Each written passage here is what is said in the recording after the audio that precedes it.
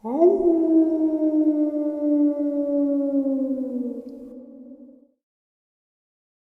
greetings and salutations, everyone. I hope everyone is doing well today. Today I have a subscriber interview, one that really shocked me. Before we get into it, a couple links. As you know, I rely on Patreon, PayPal, and my merch to help the channel to continue to grow and go. The links to Patreon and PayPal are in the description below. My merch is displayed directly under the video. Also, Dogman, Frightening Encounters, Volume 1 through 3, the audiobook versions. They were written and researched by Tom Lyons, narrated and produced by me, Jeffrey Nadolny. Those audiobooks are available on Audible, Amazon, and iTunes, the links to which are also in the description as well. And finally, last but definitely not least, if you'd really like to help support this channel to continue to grow and go, simply subscribe, click the like button, and please leave a comment. It really does help, and guys, it definitely matters. Now, everyone, I have taken far too much of your time. Let's get on with today's upload, shall we? Alright guys, like I said in the intro, a very shocking subscriber interview. The reason why it shocked me, one, is because it's in my neck of the woods. Two, is the circumstances of it. So before we get into it though, I noticed in the comment section of the video that I had done a couple days ago, apparently there were a couple people who really couldn't distinguish where the Dogman was in the video clip that I shared that a subscriber had emailed me. And and it's only on this channel. It really is. It's exclusive here. But I blew it up or enlarged it, and I did circle it so you guys can see. You can see it move. That's how terrifying this is. I mean, it's crystal clear quality. So check it out, and yeah, let's get into it.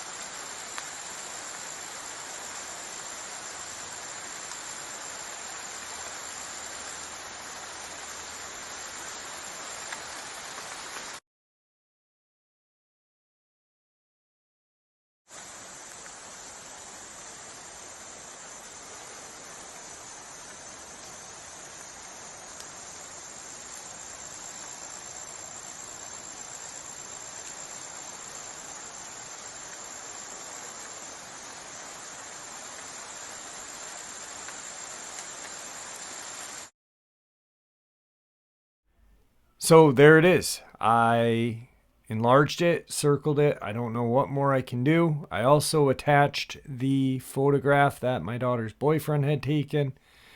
The majority of the comments were just as shocked as I was when they saw it, blown away. There were a couple that, had commented on the photo saying, why did he take it with such a crappy camera, or this, and that. Well, I encourage those people who deem it necessary to comment on photos and videos. If you guys are such experts, and this is not everyone, this is just those 1, 2, maybe 3 who like to complain, please just show us mere mortals how to take a a proper photograph and proper video because, I don't know. I mean, and if you guys have the skill to do it, why haven't you done it? Anyway, that's my rant, and that's the video and photo. So let's get on to the rest of the upload. All right, everybody. Today I have a subscriber who reached out to me. I was kind of amazed because he is from my neck of the woods up in the Adirondacks. Jason, how are you today? Doing good. Thanks for reaching out to me. I appreciate it. And thanks for taking some time out of your weekend to share the encounter with us. I'm going to turn the floor over to you. That way you can share your encounter with us. All right. Well, it was me and my mother and father. In the winter, we would go into where our counter was and bring our boat and camp and stuff with the snowmobile. And then in spring, we would go back in, but we'd have to walk in because, we couldn't take ATVs with the state of New York. Right. So we would go Labor Day weekend trout fishing. So we went in Friday night or Friday afternoon. Now, how deep was it in there? Sorry. It's about 6 miles. Okay. A 6 mile hike, which it sounds like a lot, but it's not too bad if you've done it your whole life. Right. Especially on a good day and stuff, the scenery. Yeah. Yeah. And it was it's pretty much a cut trail till right at the end. So we went in and set everything up. Friday night was pretty uneventful. Everything was real quiet. We didn't see no animals or nothing Friday night. We fished, went to bed. Saturday we got up. We fished all day like we usually do. Saturday evening, around 10 or 11 o'clock, we heard a doe belting, like a scream, doe crying, Yep. like a yearling crying for its mother. And then, you know how before they die, they almost sound like a baby crying. Yeah. And we heard that, but we didn't know where it was coming from. So we were on the edge a little bit, but we didn't really know. We went to bed. When we got up, me and my father just took a walk around the lake. We were going to go check one of our caches because my mother was cold that night, and we thought we had more blankets. So we walk around on the lake, and we find the yearling that we heard the night before, and it was tore apart. Wow. And not chewed up, it was tore apart. Okay. I mean, there wasn't nothing left of it. And I noticed my father got real uneasy after that. So, not to cut you off again, but this is a place, because you've got caches there, this is a place that you guys have gone for a long time. Like, you guys go there. Oh, yeah, 20 years. Okay. Then, before I was born, my father went in there, been going in there for 40 years. Right. So this isn't new to you, new to your dad. Your dad knows this area kind of like the back of his hand, like his backyard. Yeah. Okay. Yeah, I mean, he could walk in there blindfolded probably.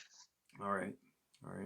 Now, the deer, when you saw the deer, I know you said it was tore up. What, can you kind of describe when you... Like, almost like it was shredded. The hind quarter was eaten. The neck was eaten, and it was tore up like, I don't know, almost like a Freddy Krueger movie, like the claws. It was tore up on the sides. Now, just so people know, you grew up here, up in the Adirondacks. We do have black bear up here, but black bear... They don't eat meat, so... Thank you. Well, they do, but they don't go hunting deer, Yeah, they don't hunt deer, like, that's not their main source of food. Right. I mean, we had 2 coolers full of trout. If it was that hungry, It would it's not gonna chase down that deer when it could just come take our coolers. Absolutely. Yeah. And so we went back to the campsite. Then my father was on edge all the rest of the day into the night. And your dad's not a he's not No, he's a man's man. He not much scared him. Okay. I mean, he's lived his whole life in the woods, so nothing in the woods scared him. And it was late that evening, 11 or 12. We kept hearing something walking around by our campsite. And I was in the tent by myself, and they were in another tent, and I could hear them talking a little. And then he come and got me up about 1 o'clock because we kept hearing something walking around the lake. And where we stayed, we were up on a ledge like 10 foot off the water, so we're kind of overlooking the lake. Okay. You know what I mean? Yeah. So he had his big spotlight, and we heard something across the lake, and he shined his light over there, and that's when we saw it, which I really don't know what it was. It was on all fours to begin with, and then when we shined the light, it looked at us, stood up, and walked towards us, towards the edge of the lake, looking at us. Okay. It didn't have no tail. Right. It had legs like a dog, like you would see if you picked your dog up and held it up. His legs were bent back like a dog or a wolf. His abdomen was really, really skinny. His body really wasn't proportionate like you would think. Mm-hmm. But his chest and head were big. Almost top heavy? Yeah, like top heavy. Okay. And you could even see, like, around his abdomen, almost looked like mange, kind of. Okay. What you could see with the light. Right. I mean, you're how far from where you were? It's only probably 100 yards across there. Yeah. Okay. So you think 100 yards is a long ways, but it's not that far. Not really. No. No. So when you saw, what'd the head look like? Like, describe the head and face area if you could. Yeah, his head was big, like kind of big and round, and it had tall, pointy ears, but it really didn't have a big snout. His snout was short. Okay. I mean, not like a German Shepherd snout or nothing like that. It was kind of stubby. Like a hound dog stubby, or? Yeah, kind of like a hound dog. It didn't stick way out. Right. And I didn't know that until it turned a little bit. And when it turned is when you could really see the snout and how top heavy it was. Now, when your dad's got the light, was there any reflection on the eyes? Was there any sort of? Yeah, but I hear people say redness. Right. To me, they just reflected like a raccoon or a deer's eyes, almost like a yellowish. Okay. And I hear people say, well, yellow glow. Well, it's going to glow when you hit it with a light. Right. I mean, because once he put the light down, his eyes didn't glow no more. So the light is what made his eyes stand out. Okay. Then my dad looked at me and my mother, and he said, get what you can carry. We're leaving. Did the creature, when it looked at you guys, did it make a noise? Did it do anything, or was it silent the whole time? it just looked give us like a Death Star. Okay. And then, as soon as it set his front legs back down to turn and walk, that's when my dad said, get what you can carry. We're leaving. We left everything. The fish, the coolers, everything. Wow. And as we were walking out, we could hear something walking behind us, then to the side of us, then behind us. But it always kept its distance. How far would you say? Probably 50, 60 feet away. Okay. And it sounds close, but when it's pitch dark, it's a long ways away. Yeah. Now, and I think my dad was just too scared to shine the light there again. Right. Is what I really think. So this creature was on the opposite side of this small lake, 100 yards away. But for it to get around back to your side would be a lot longer than 100 yards. So this thing he had to come all the way around. Yeah, so it moved at a good pace to get to where you guys were. If it was the same one. Right. But we assumed it was the same animal. Yeah. Yeah. So we get out to the parking, and where we parked the truck, it's just like a pull off. And we were backed in there, and we jumped in the truck, and we backed out towards the road. And when the lights shined back in where the trail was, you could see it standing there in the trees looking at us. And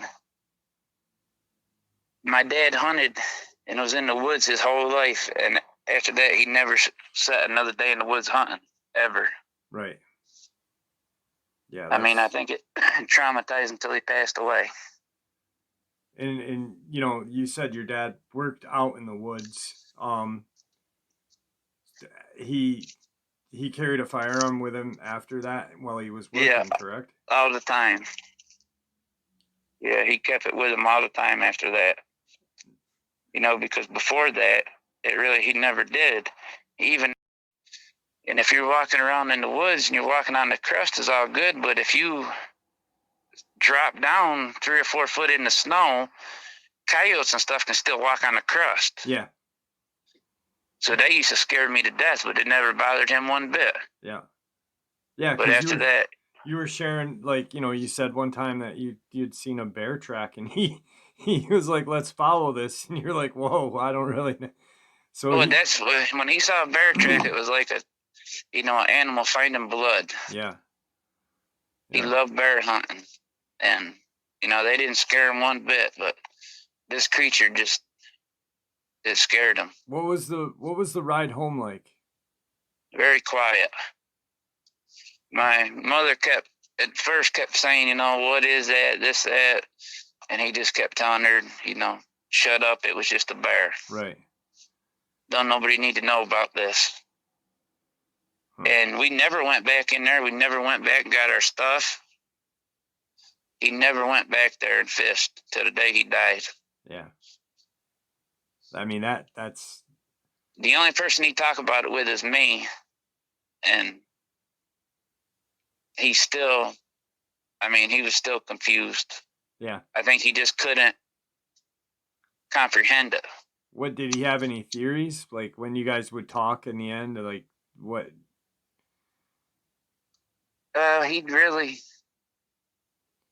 At first he would say, well, it could have been a bear standing up. But then when you looked at the abdomen and stuff, right, it wasn't a bear. And it didn't have a snout like a bear. And, a bear can walk on 2 legs for a little bit, but this just walked. I mean, it walked up and looked at us and stood there. It wasn't like it walked up and had to go back down like a bear does. Right. And it never went back down until it started to go away, because it could probably move faster on 4 legs. Because I think if it wanted to get us, it could have got us. Oh, easily, to get around that lake. Like when you shared how it came up to the lake, like a bear would walk on its hind legs for a couple feet and look more curious. Yeah, this didn't look curious. Stare, This thing gave you a death stare. That's not a bear. Yeah, if looks could kill. Yeah. I mean, and I think it just didn't want us there, is the whole thing.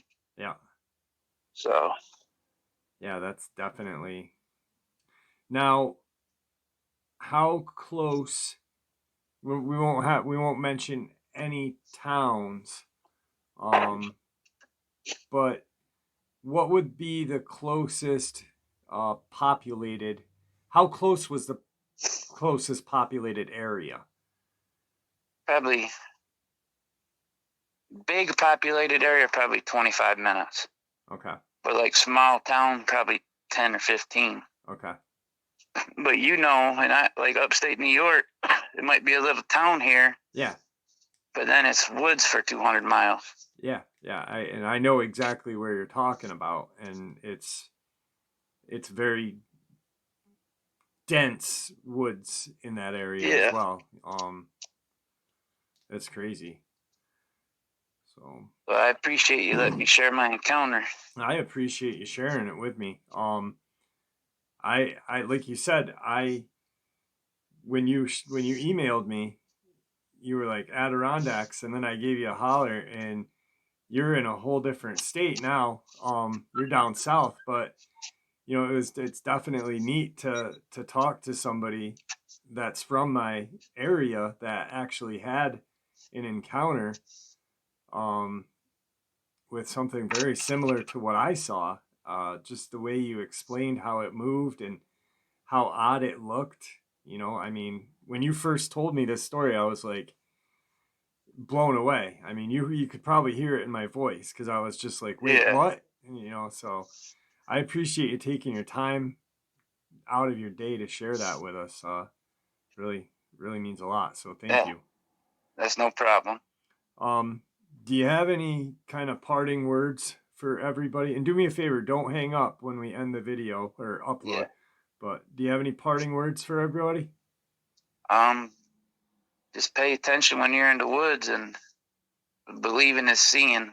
I mean, you can criticize people if you've never seen something, but I mean, I wouldn't criticize people because one day you're going to be criticized. Yeah, absolutely.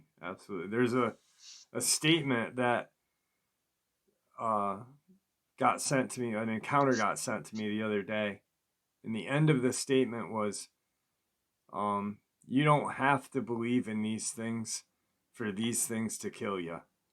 And that really kind of stuck with me because you don't have to believe in them, but those of us who do know what's going to happen if you get caught by one. So yeah, I mean, I don't hunt no more. I haven't hunted in 20 years. Since that day? Yeah, since then I don't hunt. Yeah. I try not to go in the woods.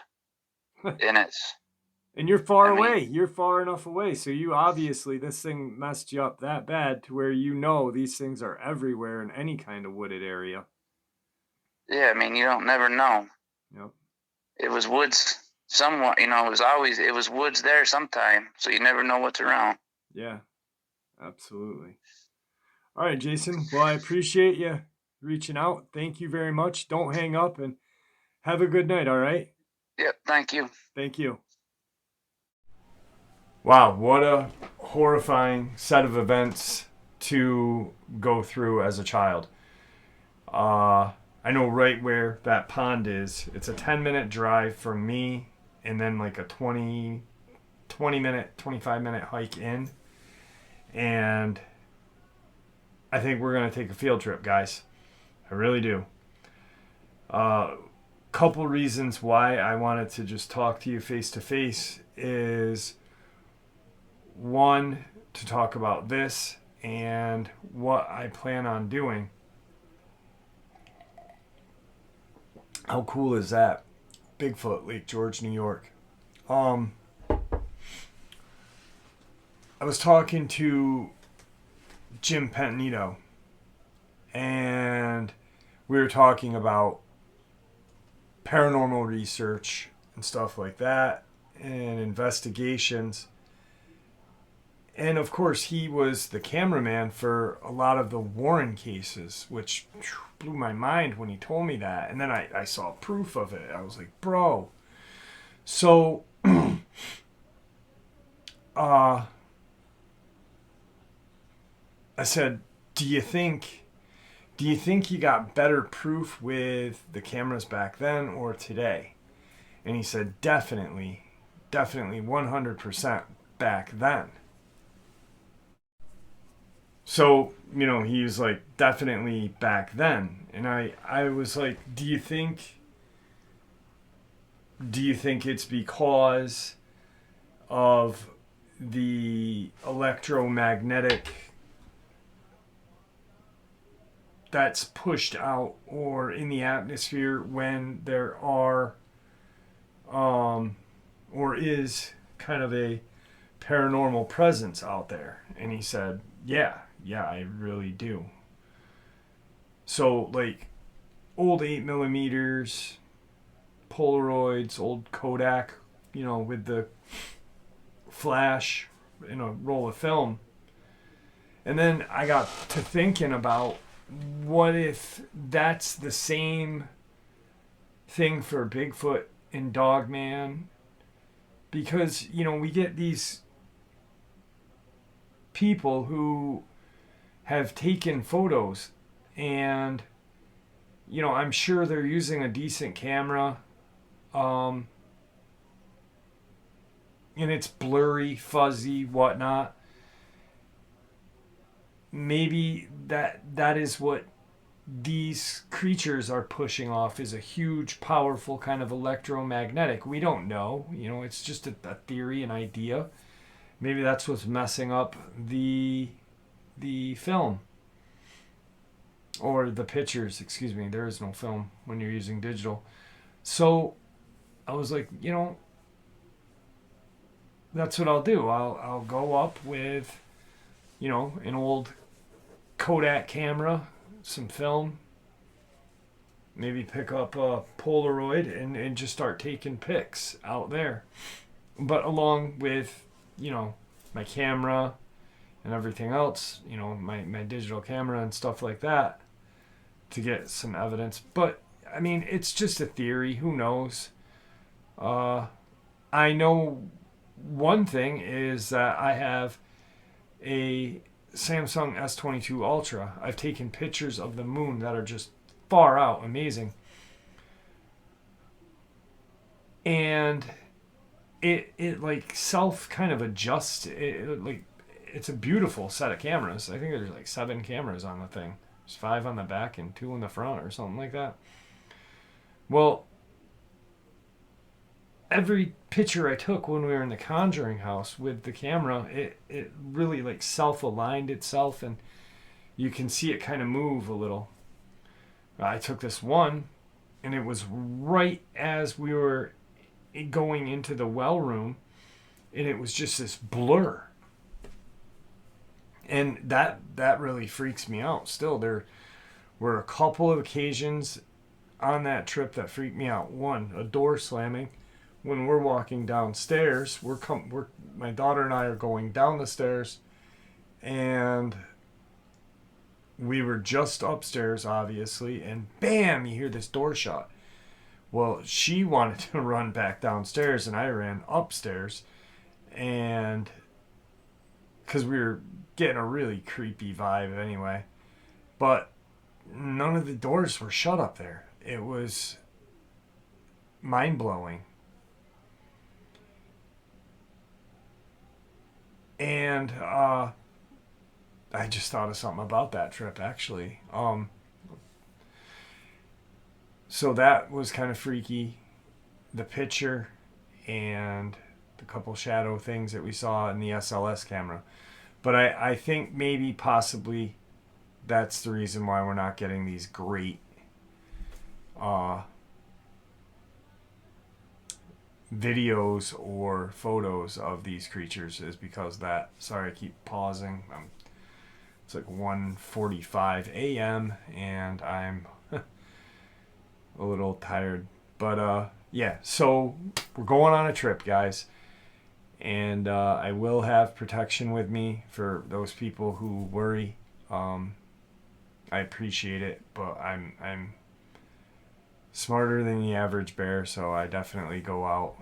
I just don't talk about it. I live in a very restricted state. The state of New York is not 2A friendly at all. And it should be, because the majority of our state is farmland and woods. But,